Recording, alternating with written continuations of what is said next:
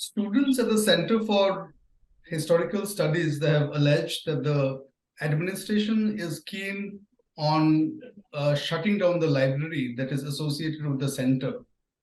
However, when we spoke to the administration, they say that this is not merely a shutdown of the library, but it's only a temporary fix. They're going to shift the library to other centers. So to discuss the impact of this and also, not seeing the incident as an isolation, but also a lead up to this, we are joined by two guests. Professor Aditya Mukherjee, he was teaching at the center previously, and we're joined by Jahanvi Sodha. So welcome to the show, guests. And my first question to Mr. Mukherjee is that, sir, how do you see this? This is obviously academicians and students have expressed that this is not in isolation. It has been going on since the last few years with the reduction in the funds and so on and so forth. So there's actually a build up to this, right? Yes, and I can speak a little bit about it, Siddharth, because not only was I teaching at JNU, I taught there for 45 years, right? So I was the first batch of students when the JNU was formed, and among the earliest faculties. So one has seen the entire history of the making of this institution. And as you are probably aware, that one of the star centers of JNU was the CHS. I mean, it was globally known. I'll give you one incident that I went to the US to Duke University as visiting professor, and one of our students got admission for a PhD program there, and she did exceedingly well in her entrance exam, etc. So she was given the Duke Fellowship, which was a very prestigious and very wealthy fellowship, right? And in the first meeting that was held with her to decide who her supervisor will be, what she will work on, they asked her, what do you want to work on? So she mentioned some subject in Indian history. Then they said, where have you come from? She said, I've come from the History Center in JNU. Mm-hmm. They said, you've come from the best center of Indian history in the world. Why the hell would you want to come here? We will not give you the fellowship. They actually withdrew the fellowship, saying that why would you want to come away from the best center in the world in Indian history? Right. Then she the subject. Then she said, okay, I will work on Russian history. They said, okay, that is okay. We are good at it. We are probably better than you at it. So I'm just giving you an example that this was a major institution. So basically what Mr. Mukherjee is pointing out, Janvi, is actually the legacy of the center. What he's saying that the legacy goes much back.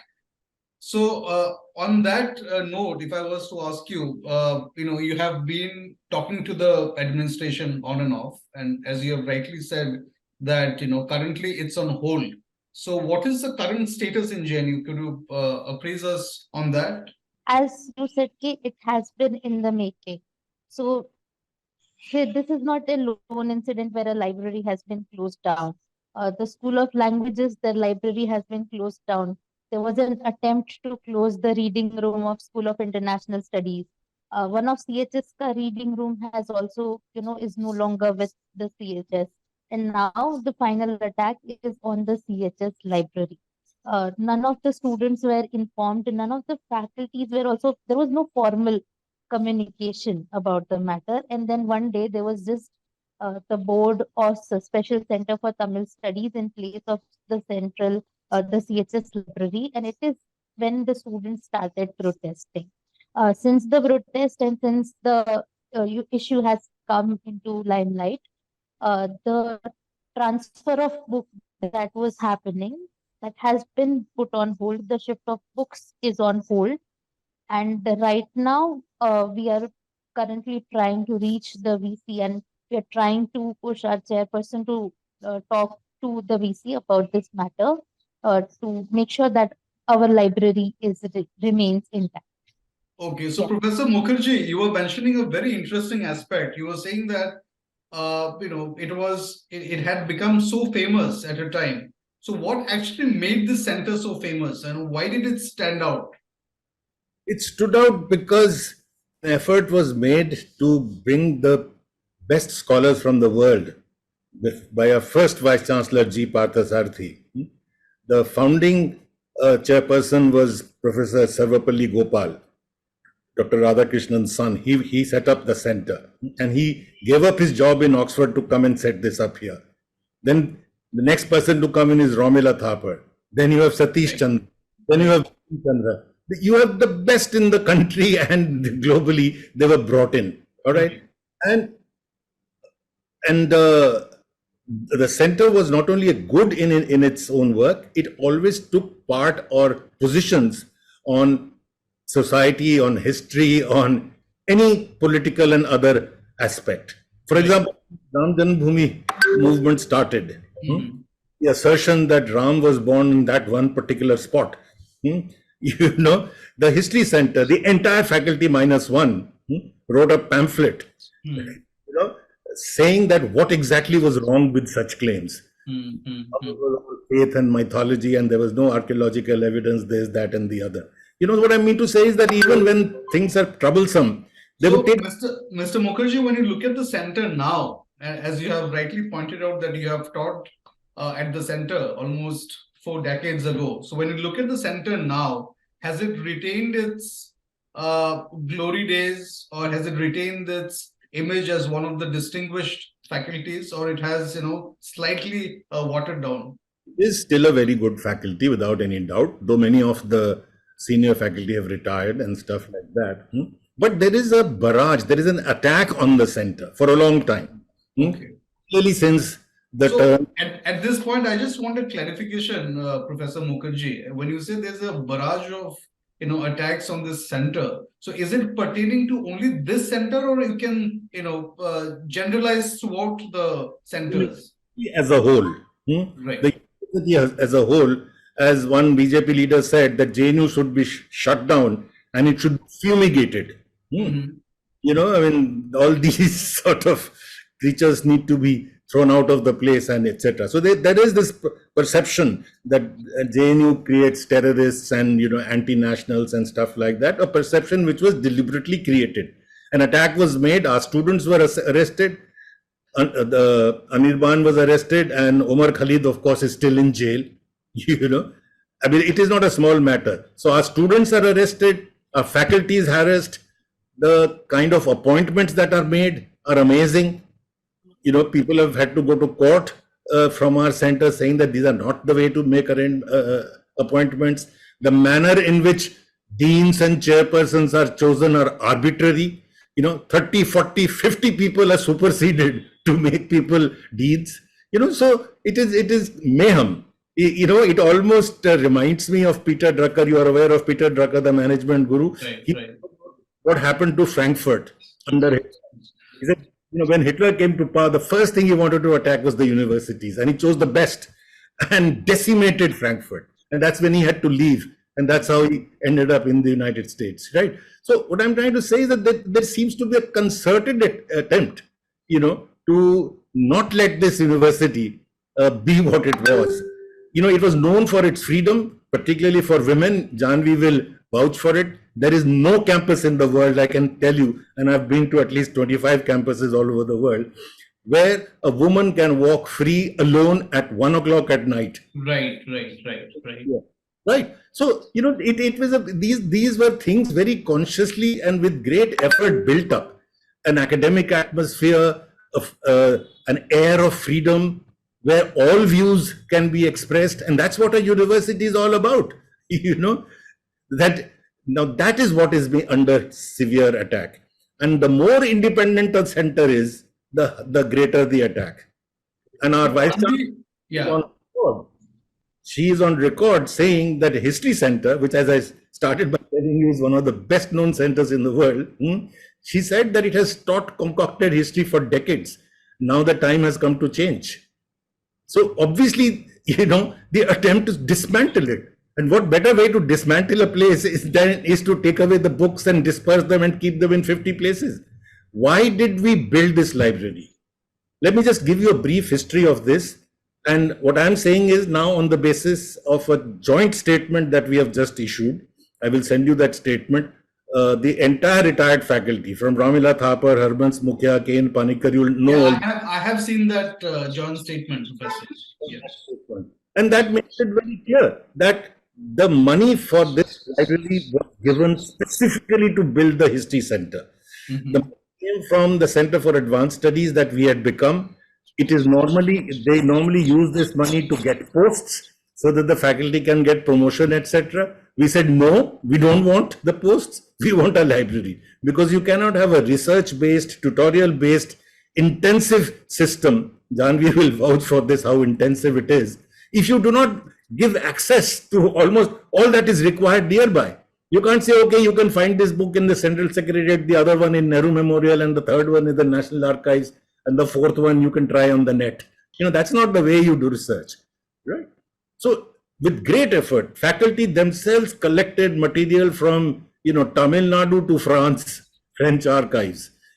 I personally went and collected material, primary sources. For example, the Legislative Assembly debates, from 1930 to 47. That is there in the library. The Simon Commission report. I can give you so many examples that students don't have to go running to archives because we have created this resource. This entire reservoir of documents, right? Yeah. Documents, So, rare collections. Right, rare collections. Yes, yes. Bernard Cohn, the celebrated University of Chicago scholar, after he died, the University of Chicago was planning where to donate his library. And we won it. On the ground that this is a good place where the library, this thing should come. And that whole collection is there. Now imagine if that collection is split up into 8 different places. Absolutely. Who's their value if you do that? Absolutely. So Janvi, if I was to ask you, we have been looking at the situation from a distance, but you are actually in the university. You have led protests, I believe, over the past few days against this order. So what is the mood? How are the students reacting to this? The mood is definitely, the first thing is heartbreak, because books are something, that students are very strongly connected with. And as Professor Mukherjee mentioned, we have a very intensive, rigorous system at CHS where you have to present an original work and tutorial of yours every few days. So, every once a week or twice a week, you are presenting a tutorial and you have to constantly go to the library. You are engaging with the primary sources. You are reading the secondary sources. For us, all the historians, people would go to a seminar, and when the historians come out, there are people who want to take their autographs, and there's, a long line to take pictures with them. So for us, these people who have written histories, who have collected these materials, these people are our superstars, are our rock stars, and these people have created this amazing library, a very good, solid collection. It is a labor of love. And when you are there, and right in front of your eyes, that library is being dismantled. It is being put away in some small corner of some other building. It's heartbreaking. Students, and this was very spontaneous from the students. No political parties were initially involved. These were the students of CHS who, when heard that this is happening, we immediately called for a general body meeting. And immediately the students went to the library and we said that we will not let anybody take our books away. We go there in the morning, we sit there entire day, and we make sure that nobody can take our books away. So, that is the mood right now. It's very personal. It's our book. You cannot take it away from us.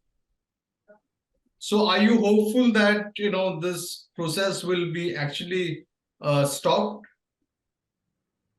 So there is a temporary hold for now. And there are so many people who are speaking up, specifically historians and JNU alumni. So people are speaking up, and we are not going to let our library go without a great fight. We will not let it go. That's I say. Yeah. Professor Mukherjee, how justified is the argument that we are going to transfer it to a building maybe bigger in size, smaller in size, debatable, but we're going to transfer it to a other building. And this particular center will be used for, Tamil learning. I mean, isn't the argument very absurd? It is for two reasons. As I said, building was not created for Tamil studies. Specific grants given by the UGC for a purpose. You cannot just shift the purpose. You can't say, now I'll make it a children's park. Because that's what the need of the campus is. It was given for the history center, for building a history library. That is number one. Number two, it is not being taken into a bigger building or a nicer building. If it was, they would certainly talk to the faculty. Imagine the faculty is not even consulted. The students are not consulted. JNU never functioned like this. In fact, leave alone faculty, no major decision used to be taken in JNU unless the students were also kept in the loop. Sometimes in the loop only to hear. Our academic council has two sections, one in which students can speak and express their opinion, and the other, they can just listen, But you have to keep the students in loop, but nobody is consulted. It's just an administrative decision, and it is not being taken into a superior place. It's been dumped into the next building, which is an economics library. It's called the Exim Bank Library, which is already overfull, in which you put part of the stuff, and the rest, Allah knows where it will go. So, Professor Mukherjee, what is that major change that you notice? You have been teaching in the varsity for almost 4 decades. So, what is that change that you noticed since the time you taught and now? What is that fundamental change? The fundamental change is that from an academic institution which the country was proud of and the university was proud of, it has been made into a university that into which, for example, in 2016, even auto rickshaw drivers would not bring people from the station saying that we don't take you to Pakistan. Read the newspapers of 2016 and you'll see it. You created such an atmosphere, and complete lies. So you see, and it has an impact, and yet people come to JNU because a legacy doesn't die so quickly. The last class I took just 2 years ago, I found majority of the students were girls. And I said, how come you have come to JNU when the newspapers tell you that condoms lie all over the place and ladkiyan nangi nachti hain? You have read all that, isn't it, about JNU, right? And responsible people have said that, MLAs and stuff like that, right? So why do you come? They said, sir, this is the only place we know where you can be free, where you can argue. And that is why we have come. Girls telling us this. I was so proud that a legacy doesn't die so easily. But the attempt is to do precisely that. There has been no students' union election for 3 years. Am I right, Janvi? Can you imagine? One of the powerful students' unions in the country is not even allowed to have an election. Januta has been, the Teachers Association has been more or less de-recognized. Some parallel organization is now functioning. So it is dismantling of the character of JNU, which was a democratic, highly academic, elite, but elite in the academic sense. Otherwise, open to the poor. Again, every class, if you visit even today, you will find a large variety of people from each part of the country and each section of society. A very conscious attempt that we are not going to be the counterpart of St. Stephen's College, from which, of course, I also come. We didn't want it to be like that. We wanted it to be a place where the poor can get the best education in the country. I mean, I personally have had students who are first generation learners, parents are agricultural workers, who've done their PhDs and are teaching in various parts of the world. So that is what JNU was supposed to be. Now we're not being allowed to run it like that. Especially when you now begin to make faculty appointments on the basis of their political affiliation rather than their academic contribution, you are in the first steps towards destroying an institution. So, Janvi, after this argument by the organization, by the administration rather, have the students, decided what will be the next course of action? So today there was an emergency faculty meeting that was called at the center with all the professors. And as far as we know, even all the professors have strongly objected to this transfer. They have demanded that shifting be on hold and that we can retain the old building. For now, we have a solidarity statement that we have circulated, which has over 750 signatures from various professors and various historians and various people in public life who have signed this statement in solidarity, with the students of CHS in our attempts to save the library. And tomorrow we have scheduled a gorilla dhaba, a day-long gorilla dhaba. So the students together would be sitting outside the library and making chai. There would be people singing and talking about the history of the CHS library. So we are in this. So even in their attempt to attack our library, we are trying to find places where we can talk about the history and legacy of the library and get more and more students to come in. Professor, closing comments from you. How can we preserve JNU's rich legacy going ahead? I think the most encouraging thing in this whole episode is the manner in which the students have stood up, and that there has not been a students versus faculty, but a students and faculty joining hands to save an institution. And what better can one say about an institution? And students wouldn't do that. I mean, they are not doing it for some petty purpose, that they're genuinely bothered that a good institution is being ruined. I'm really very proud, and I do feel that you cannot lose with this combination in the long run. So I thank you, Professor Mukherjee and Janvi, for joining the Federal for this discussion. I think it is a very, very important issue which needs to be debated, and we all should actually look into it, because how our it is imperative to see how our centers of learning should be preserved and also enriched going ahead. Thank you to both of you. Thank you very much.